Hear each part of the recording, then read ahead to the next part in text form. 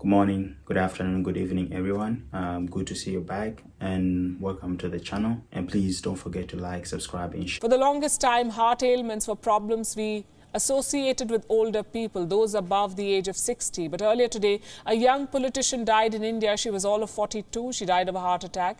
A couple of months ago, it was singer KK. He was 53 years old. He died of a heart attack. Cricketer Shane Warne, 52 years old, again died of a heart attack. Young actors have died. Young athletes have died. They were all seemingly fit people. So what went wrong? Before we put together this story, we spoke to some doctors to look for answers, and this is what they told us. They said there are 6 things that make a person vulnerable to heart attacks: diabetes, blood pressure, blood cholesterol, smoking, family history, and lifestyle. How vulnerable you are to a heart attack depends on how you fare on this chart. But here's the thing. Neither high sugar levels nor high blood cholesterol levels is a new phenomenon. People in their 30s and 40s have been diagnosed with these problems for a while now. People in their 30s and 40s have also been smoking for generations now. So what has changed recently? And this is where we need to understand the biology behind a heart attack. What triggers it?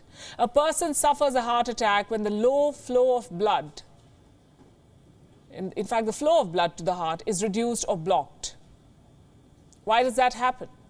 Because of a blockage in the arteries. It does not happen overnight. It takes years of fat buildup or high levels of cholesterol or the likes. The narrower the arteries, the lesser the flow of the blood.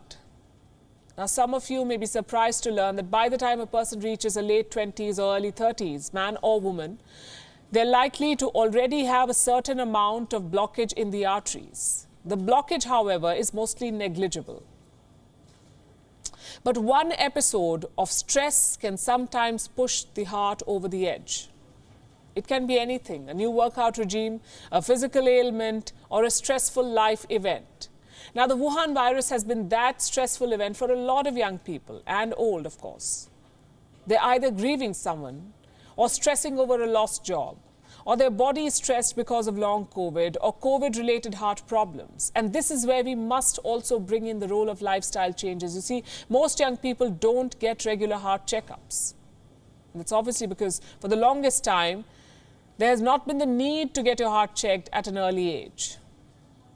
So without pre-cardiac checkups, people sign up for rigorous workout routines. They lift weights, experiment with high-intensity training. Sometimes their heart can't afford this physical stress. But how do you explain this to a workout-obsessed generation?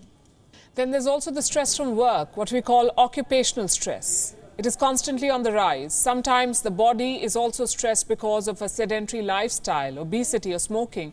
All of these contribute to heart attacks at a young age. So if you ask what has changed in the last couple of years, it's 3 things. 1, pandemic. 2, stress levels. And 3, high-intensity workouts. While the changes have been universal, there are a couple of things that may explain why Indians seem to be more at risk of heart problems. Number 1 is genetics. Indians have a high risk of heart diseases. Studies say Indians also have smaller blood vessels. And they suffer heart diseases at least 10 years before people in the West. Meaning, despite all the fried food an American might have, a heart disease only in her 60s. But when an Indian consumes the same food, he or she will likely have the same problems in their 50s and now increasingly in their 30s and 40s.